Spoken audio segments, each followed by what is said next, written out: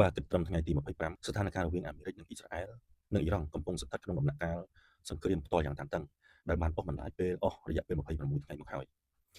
ប្រតិបត្តិការយោធានិងការវាយប្រហារតាមអាកាសរវាងអ៊ីស្រាអែលនិងអ៊ីរ៉ង់នៅតែបន្តកើតមានជាបន្តបន្ទាប់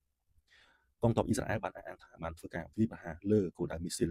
របស់អ៊ីរ៉ង់ជាង600កន្លែងចាប់តាំងពីសង្គ្រាមបានចាប់ផ្ដើមមកប្រព័ន្ធការពារអាកាសរបស់អ៊ីរ៉ង់ក៏បានបាញ់ទម្លាក់ដ្រូនរបស់អាមេរិកនិងអ៊ីស្រាអែលនៅក្នុងខេត្តឃូស៊ីស្ថាននៅថ្ងៃទី25ខែមីនានេះផងដែរអាមេរិកក៏បានបញ្ជាឲ្យបញ្ជូនទ័ពបន្ថែមប្រហែល2ទៅ3000នាក់ពីកងពលលេខ82ទៅកាន់តំបន់មជ្ឈមបូព៌ាដែលធ្វើឲ្យចំនួនទ័ពជើងគោកសរុបកើនដល់7000នាក់ចំពោះកិច្ចខិតខំប្រឹងប្រែងផ្នែកការទូតអាមេរិកបានផ្ញើផែនការសន្តិភាព15ចំណុចទៅកាន់ទីក្រុងតេហេរ៉ង់តាមរយៈប្រទេសប៉ាគីស្ថានទោះជាយ៉ាងណាអ៊ីរ៉ង់បានច្រានចោលផែនការនេះដោយហៅថាមិនសមហេតុផលនិងជាការបោកប្រាស់ប៉ុណ្ណោះដោយឡែកអ៊ីរ៉ង់បានដាក់ចេញនូវលក្ខខណ្ឌផ្ទាល់ខ្លួនដើម្បីបញ្ចប់សង្គ្រាម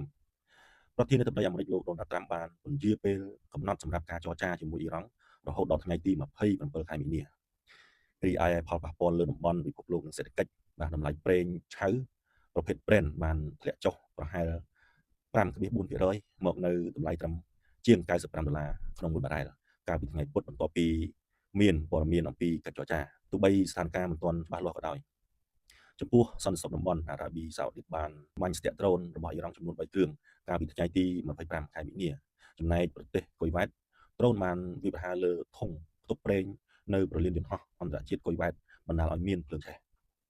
របាយការណ៍សរុបបង្ហាញថាមានកុមារជិត350នាក់បានស្លាប់នៅក្នុងតំបន់ចាប់តាំងពីចុងខែកុម្ភៈមកសរុបមកទោះបីជាមានការប៉ុនប៉ងចរចាតាមរយៈផែនការ15ចំណុចក៏ដោយក៏ការវាយប្រហារយោធានៅតែបន្តយ៉ាងខ្លាំងក្លាហើយភាគីទាំងសងខាងនៅរក្សាជំហរយ៉ាងតឹងរ៉ឹងរៀងៗខ្លួន